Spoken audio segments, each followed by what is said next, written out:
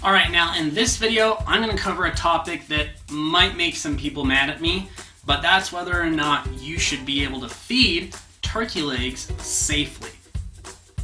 Let's get started.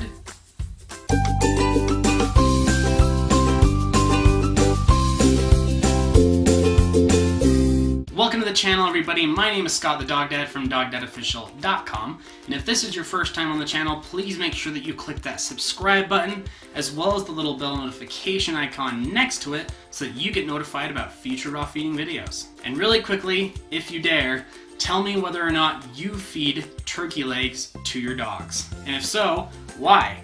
If not, why? Alright, so here comes the part where people are probably going to beat me up. Is it safe to feed turkey legs? Yes or no? Yes and no. What did he say? I know. Let's talk about it. Like so many things when it comes to raw feeding, this is something that is going to be appropriate for some dogs and absolutely not appropriate for other dogs depending on what you do. For example, I have 2 German Shepherds. They are not small dogs. The smallest of the 2 of them is about 83 pounds. He's not a little boy. Now, I can't speak to the validity of this claim, but I have seen near exact numbers in multiple articles across the years about German Shepherds. And on average, the average bite force of a German Shepherd is 238 pounds per square inch. Wow. Now, it's easy to hear that number and see why getting through a turkey leg is not going to be an issue for a dog with the bite strength of a German Shepherd. That being said, smaller dogs are going to have significantly reduced bite force or bite strength.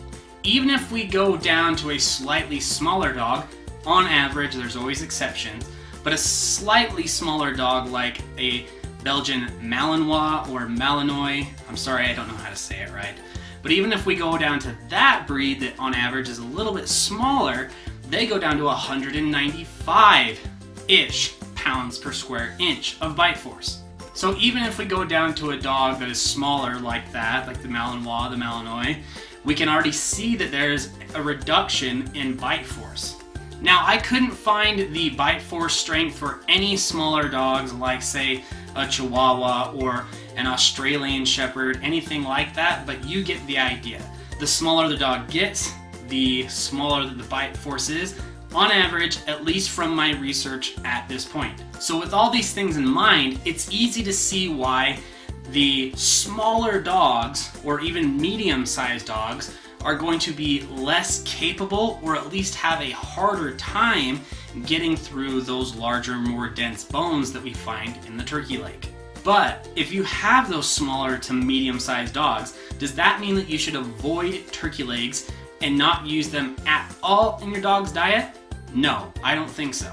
Lots of people, when they get into this situation, and one thing that even Ronnie Lejeune from Perfectly Rawsome does, and I would do if I had a smaller to medium-sized dog, is cutting off the meat from those bones, feeding it as part of the 80% muscle meat, and then using those bones in bone broth. So even if you have a dog that is smaller to a medium-sized dog, you should still be able to utilize the turkey legs in your dog's diet.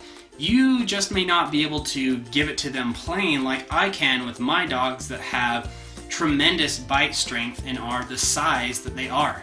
It's all going to be individual. Now, I'm not telling you that you need to go and look at bite force strength for your breed and all those other things. I'm just trying to give you some context. I have very large dogs with very powerful jaws and very high bite strength. Turkey legs aren't a problem for them.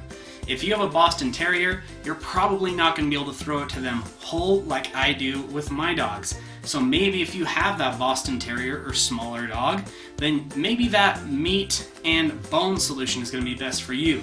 That using the meat from the turkey leg for actual meal content, but then the bones for bone broth is going to be the solution for you.